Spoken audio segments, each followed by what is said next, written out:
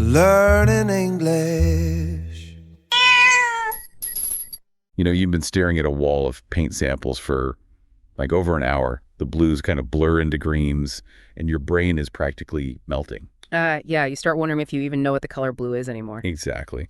But then a single swatch catches your eye. You slam your hand down on the hardware store counter. The agonizing decision is finally made. Welcome back to Radio Aikiwa Quick Recap by Noelia. Lesson 87, Useful Phrases. That's it.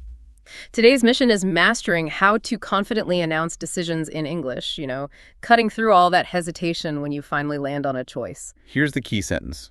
That's it. That's exactly what I've been looking for. One more time. That's it. That's exactly what I've been looking for. The simple phrase, that's it, is like the absolute perfect way to signal the end of a long, exhausting search. Yeah, exactly. And the psychology behind it is fascinating because you use it when you land on the right choice without having to make any compromises.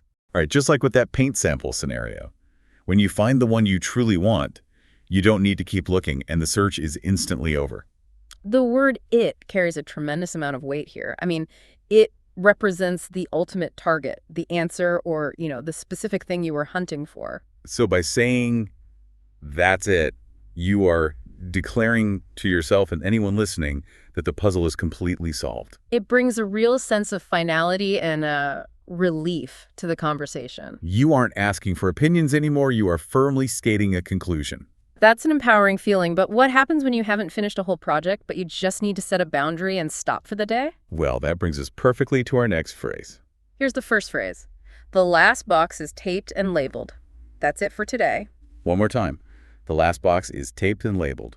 That's it for today. This variation changes the feeling completely just by adding "for today" at the end. I love how those two little words instantly draw a clear, protective boundary around your time and energy. Yeah, it shows the completion of a specific task and signals to your partner that it's officially time to stop working. Wait, why does this work so much better than just bluntly saying, like, I'm done? Because it protects the ego of the person who might want to keep going while gently de-escalating any tension. You aren't saying the entire project is finished forever, just that you've hit the limit for the current session. Oh, wow. So it's incredibly useful when you are collaborating on a big project, like packing up a house or finishing a presentation. Exactly. It gives you a polite but firm way to wrap things up without burning any bridges. It basically says, we did a great job, but I am done for now, leaving absolutely no room for confusion. So it works for perfection, and that's it for today works for boundaries, but what if a situation isn't perfect, but you just need to move forward anyway? Here's another. Sorry, all I have is a red pen. That's fine, I just need to sign it. One more time. Sorry, all I have is a red pen. That's fine, I just need to sign it. This phrase, that's fine, acts as a brilliant verbal shock absorber for your daily conversations. Oh, I love that analogy. It really takes the bump out of the interaction so you don't lose your momentum. It differs from our previous phrases because you aren't declaring the end of a search, but smoothly accepting a slightly compromised condition. Right. You are reacting gracefully to someone else's limitation without, making it into an issue. When they apologize for not having the perfect tool, you are reassuring them that it simply doesn't matter. It shows immense flexibility, completely letting them off the hook while keeping the interaction positive. You are essentially saying the situation works well enough, preventing a minor inconvenience from slowing down your progress. Here's today's scene. Two people are shopping online, but one is agonizing over choices. The other is getting extremely impatient because dinner is almost ready. Here they go. They're all starting to look the same. Still, heads up, dinner's in about 10 minutes. Okay.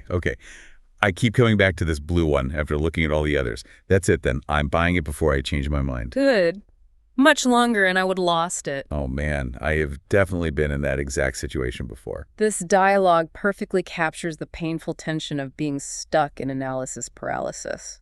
Think about the last time you were buying something online, Notice how the phrase "keep coming back to" highlights that painful indecision. You literally can't stop returning to the same option, but that agonizing cycle is broken perfectly by "that's it then" to finalize the choice. Adding "then" is such a great touch because it connects the decision directly to the struggle of comparing everything else. Right. It clearly shows the internal debate is finally over and action is being taken. And you have to love the colloquial phrase, "lose it." at the very end of the scene. It's a fantastic, natural way to express that someone's patience was right on the absolute edge of running out. Noelia has prepared 30 practical phrases for this lesson. Be sure to check out the pattern practice and original dialogue sections to build real conversational reflexes before your next English chat. The link is in the description. And before we go, think about this. How much time do you lose in a week just because you're afraid to finally say, that's it? Sometimes good enough is exactly what you've been looking for. Catch you next time.